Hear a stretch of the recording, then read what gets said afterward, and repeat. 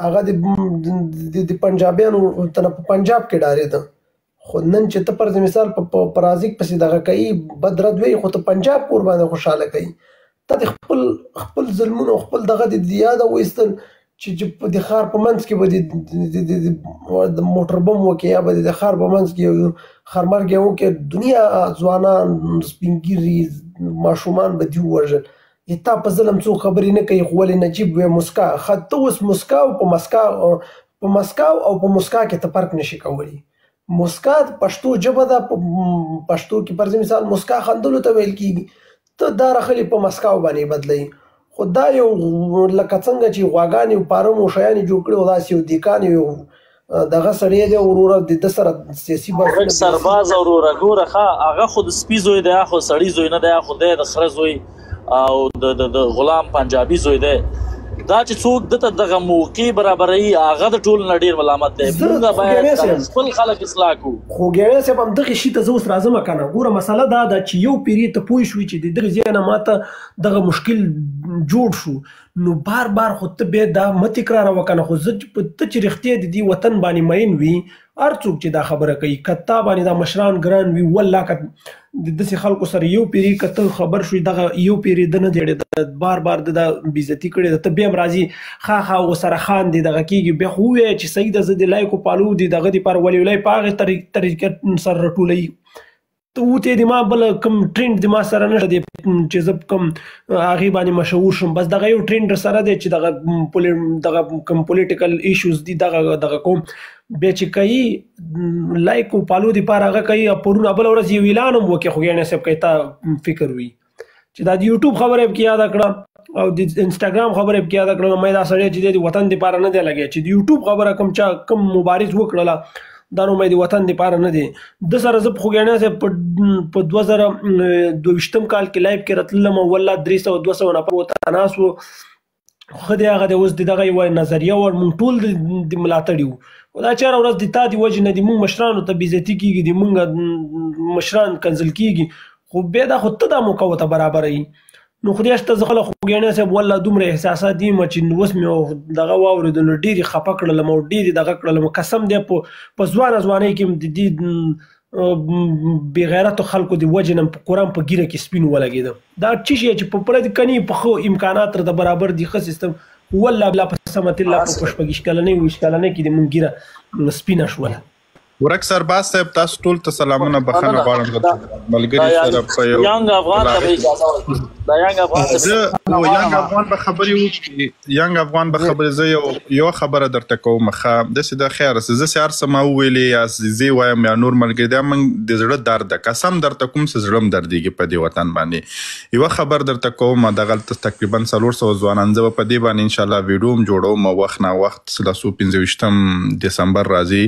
موږ جنرال صاحب سمې سعادت سره یو لایف سټریم کو په 25 د ډسمبر او دلته به ځوانان راځي لاغه نه پوښتنې کې خالي در سره نوٹ کړي.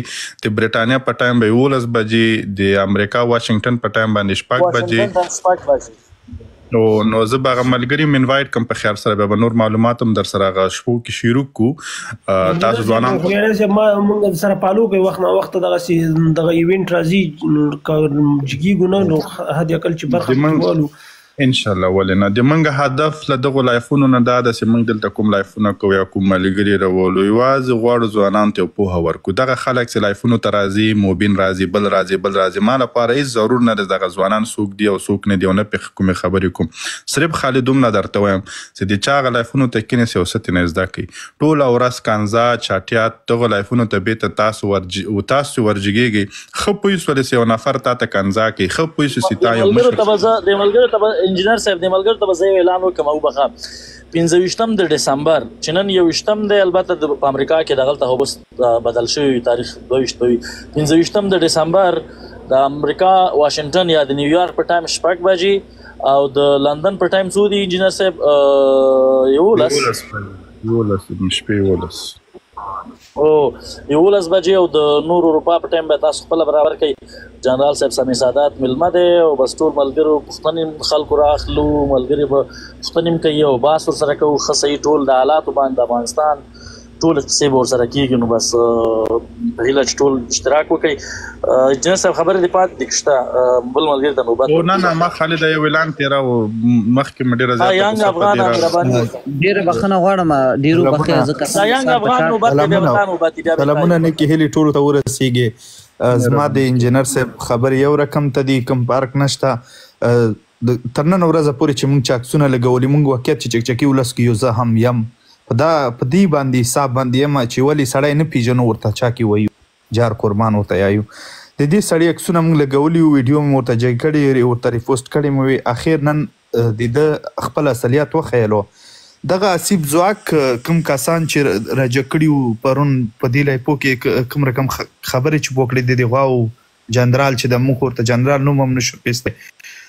واقعیت زه دغه خلکو ته اریانه پاتې یم چې موږ په کوم رقم روان یو چاته ووایو بیخي د خبر وس نه لرم. په والله چې ما د موبین لایف کې لاندې ما چیغې کړي دي، ما ژړل دي، څه وکړو چاته لاس غږ ورکړو. کوم رقم د موبین څوک د تا مشهوره کړو اسیبه ته د بیخي د خبر وس نه لرم. موبین زما ملیش زما یو شهید ده چې د سر ځان قربان کو دوی نن ورته کنځا کوي، دغه خلک ورته کنځا کوي. ورو سره وګرځېږو مهرباني وکړه. دا بل ملګری نوم یې نشته دی، نوم دې څه شی دی ولاړ کړېږم، نوم دې نشته ورور. سلامونه هیله لرم چې ټول به ښه وي او د صحت جامې مو پر تن وي. ډېرو به ښې ولا زه سهار ته کار ته هم تلمه، کېدای شي زما په دا ټولو کې زما عمر وړوکی دی، زه 20 کلن یم. خو قسم درته خورم چې سهار 9 بجې کله کار ته تلمه په همداسې بوس کې د ټیک ټاک مې ولیده چې دغه خر راجګ سوی او دغسې زمونږ مشرانو ته ګوره د خر به ورته نه وی بیا د موږ او د ده سویا هماغه یو شی سوله که نه سترګو ولې د موږ او د ده بیا سویا یو شی سوله. موبین راغلی د لایف کې خبرې کړي مهرباني. موبین راغلی ده خو زما یو ریکویسټ دغه افغانانو ته ده چې دغه سړی دغه 2 ورځې که 3 ورځې مخکې تللی و دوبۍ ته او دغسې میلمه پالنه چې تاسو د ده وکړلی مثال په توګه که د دغه په ځای تاسو دته یو درانه څاپېړه ورکړې وای او دغه ویډیوګانې تاسو راجګې کړې او په دغه ټیک ټاک کې د دغه میلمه پالنې په ځای مو ورکړې وای. ګوره ته دا ګیله کې د موږ یو ښه ملګری یو ښه دوست چې هغه په پی ټي ایم کې دا په پی ټي ایم کې اوس هم د پی ټي ایم سره اړیکې لري، هغه راغلی د ویډیو یې ترې ډاکه کړې نو سبا یې شین سهار ماته زنګ وه څه خبره ده ولا موبین سره مې وکتل ما زه ښه دې وکړه. هماغه موبین ده چې 2 ورځې مخکې پی ټي ایم ته کنځا کولې، همدغه موبین ده چې 3 ورځې مخکې د شهید ګیلمن په کوم نوم باندې یاده، همدغه موبین ده چې د بله ورځ د مشر منظور پښتون ته څه سپکې سپورې خبرې کولې. خبره دا ده د موږ خلک چې دي وروره چکچکیان دي، د موږ خلک یوازې د شهرت وګړي دي، موږ خلک یوازې هغه چاته چکچک کې وهي چې په هغې باندې مشهورېږي. دغه څومره چې ورغلي دغه څومره چې ورسره ویډیوګانې ډکې کړي دغه څومره چې ورسره میلاو سوي ټول یوازې د لایک او د فالو دپاره ورغلي. هغه هم په میډیا کې له ده نه ویډیو کړې ده. دا سیټ تاسو دپاره بل کوم نفر په دې دنیا کې نور نشته چې ځان پرې مشهوره کړي. یوازې موبین درته پاتې هغه به درته ځي. که موبین د هغه دومره وږی دی د شهرت چې هغه په هره طریقه وي هغه غواړي دا خلک ځان ته راکشف کړي، دا خلک ځان ته راواړي. دا خلک موبین ته ورځي هلته کینې موبین نه تاسو کومه ښه داسې هغه ته اورېدلې ده خبره مهرباني. زما مثال هم